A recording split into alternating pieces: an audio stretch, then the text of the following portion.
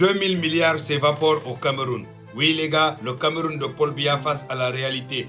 2000 milliards de francs CFA s'évaporent en secret. Regardez bien l'état de ce pays les gars. Sous le régime de Paul Biya au pouvoir depuis plus de... C'est terrible ce qui se passe au Cameroun.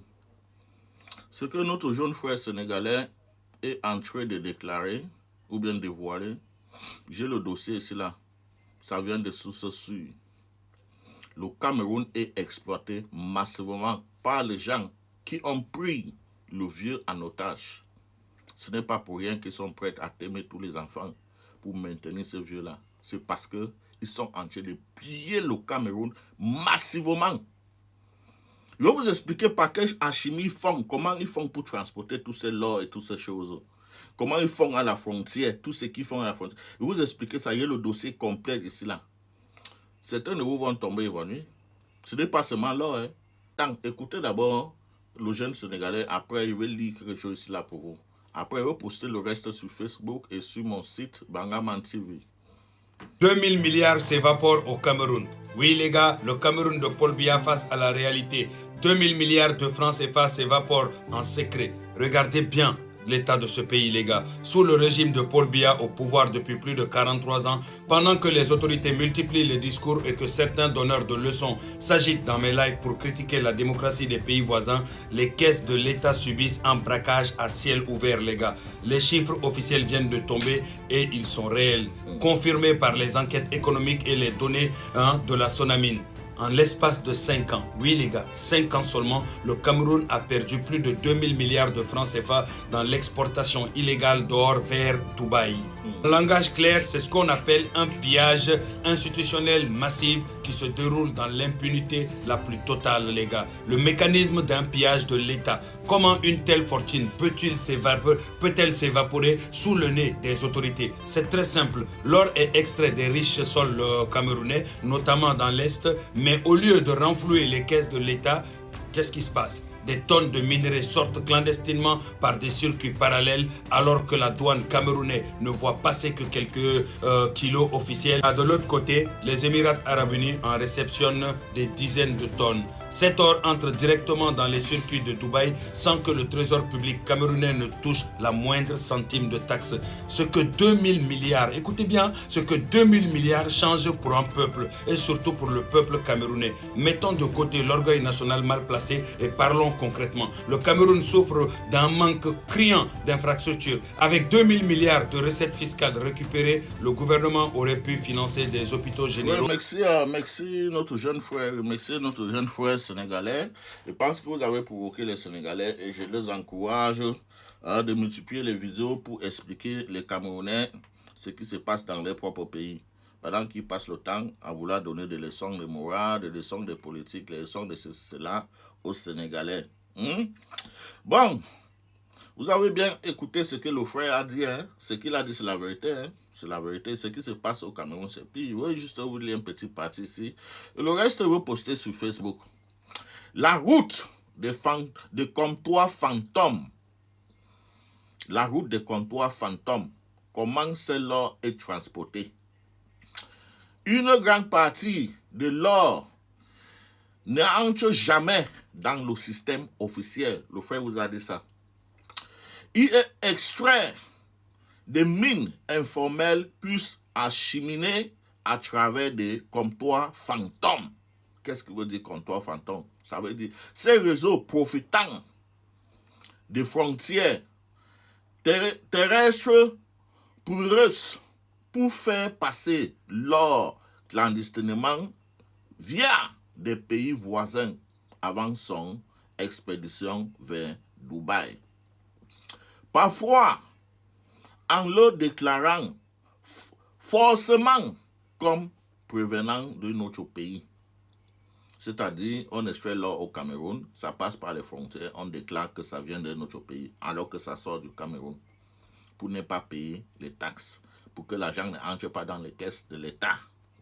Et les qui font ça, vous les connaissez, les gens qui ont tué les Camerounais, les enfants, pour maintenir Biya qui a perdu les élections, parce qu'ils savent que Biya ne joue plus de tous ses facultés.